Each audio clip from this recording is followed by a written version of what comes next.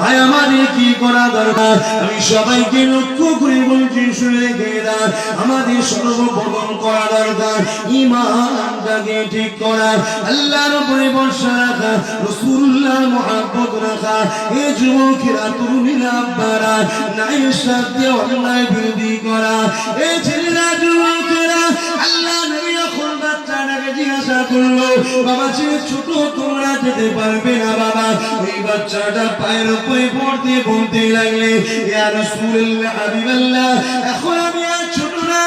এখন আমি বড় হয়ে গেছি আল্লাহ নবী দেখলেন বাচ্চাটাকে যদি না বলি এই দিলটা ভেঙে যাবে আল্লাহ নবী বাচ্চাটাকে নিয়ে নিল আল্লাহ পাকে দোয়া করতে লাগলে ও রব্বি আল্লাহ এই বাচ্চাটাকে তুমি হিফাজত করে নিও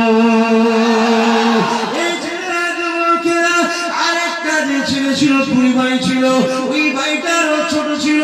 আল্লাহ নবী বলেছেন বাবা ছেলে তুমি আরো ছোট বাবা তোমাকে যেতে হবে না বাবা তুমি তোমার ঘরে ফিরে যাও বাবা ওই বাচ্চাটা বলেছিল ইয়া রাসূলুল্লাহ হাবিবাল্লাহ আপনি আমার বড় ভাইকে নিয়ে যাবে আমাকে নিয়ে যাবেন না ও আমার থেকে বড় হতে পারে ইয়া রাসূলুল্লাহ হাবিবাল্লাহ যুদ্ধের ময়দানে যেটা নাকি ক্ষমতা বেশি ওর থেকে আমার ক্ষমতা বেশি ইয়া রাসূলুল্লাহ হাবিবাল্লাহ আপনি ওর সাথে আমাকে কুস্তি লাগা হুজুর দেখে নেবে ও আমাকে হেরে যাবে ও আমার সঙ্গে পারবে না আল্লাহ নবী মুচকি আসলেন আল্লাহ নবী বললেন ঠিক আছে দুই কুস্তি করো এই কুস্তি যখন হতে লেগেছে ছোট ভাই চোখের ইশারা করে দিল বড় ভাইকে ভাই রে তোর সঙ্গে আমি পারবো না কেননা তুই বড় আমি ছোট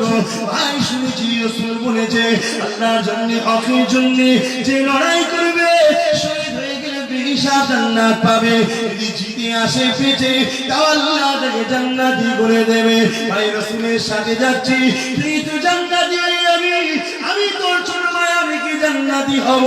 এটা কি তুই চাস না আজকে দিনে ভাই তুই ইচ্ছা করে হেরে যায় আমাকে জিতিয়ে দি কেননা আমি যদি হেরে যাই আল্লাহ নবী আমাকে সাথে নেবে না চোখের ইশারা বড় ভাই বুঝে গেল ইচ্ছা করে জড়িয়ে শুয়ে পড়লো ছোট ভাই বুঝে গিয়ে বসে বলল ইয়া রাসূলুল্লাহ হাবিবাল্লাহ হুজুর আমি জিতে গেছি আমি জিতে গেছি আমি জিতে গেছি আল্লাহ নবী সবটা বুঝতে পেরেছে আল্লাহ নবী বাচ্চাটার আগ্রহ দেখে ওকে ফিরিয়ে দিল না আল্লাহ নবী বললেন চলো বাবা তবে নবী আমার হাত তুলেছে আল্লাহ এই দুটো বাচ্চা যেন কাফেরদের হামলাতে শহীদ না হয়ে যায় আল্লাহ নবী দোয়া করেছিলেন আল্লাহ বাচ্চাদেরকে আপনি ইবাদত করবে এই ছেলেরা যুবকেরা তরুণেরা কিন্তু বাচ্চা দুটো আমার আল্লাহ পাকের কাছে আশা করেছে আল্লাহ আজকে দুনিয়ার জমিনে তোমার জন্য তোমার হাবিবের জন্য লড়বো এতে শহীদ যদি হয়ে যায় কোনো পরোয়া নাই কাল কিয়ামতের ময়দানে আল্লাহ পাক তোমার জান্নাত